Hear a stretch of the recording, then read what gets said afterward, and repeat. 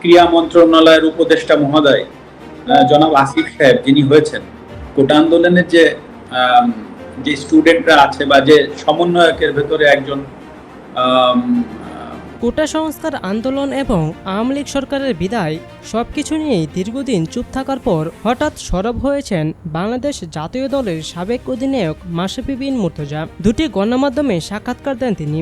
সেই সাক্ষাৎকারে ক্রিকেটার হিসেবে মানুষের ভালোবাসা পূরণে ব্যর্থ হয়েছেন বলে স্বীকার করেন তিনি এবং জনপ্রতিনিধি হিসেবে নিজের ব্যর্থতাকেও তুলে ধরেন মাশরাফি। ক্রীড়া উপদেষ্টা আসিফ মাহমুদ সজীব ভুঁইয়াকে নিয়ে টাইগারদের সাবেক দলপতি বলেন, দেখুন, কোটা আন্দোলনে যে ছাত্ররা আছেন বা সমন্বয়কদের একজন যিনি ক্রীড়া মন্ত্রণালয়ের উপদেষ্টার দায়িত্ব পেয়েছেন, উনি তো এখন খেলাধুলা সার্বিক বিষয় নিয়ে কাজ করবেন।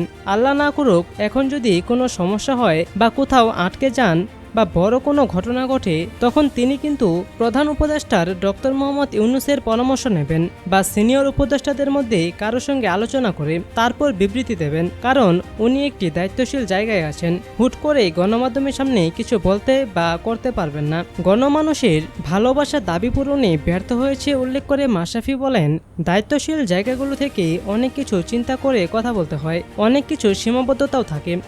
হ্যাঁ, ক্রিকেটার মাশরাফির কাছে মানুষের আবেগ ভালোবাসার দাবি থাকতেই পারে। ক্রিকেটের কারণেই এত ভালোবাসা পেয়েছি, কিন্তু আমি যেহেতু একটা চেয়ারে বসেছিলাম তাই হুট করে কিছু বলতে পারিনি, বা এখন যারা কাজ করছেন তারাও হুট করে কিছু একটা করতে পারবেন না।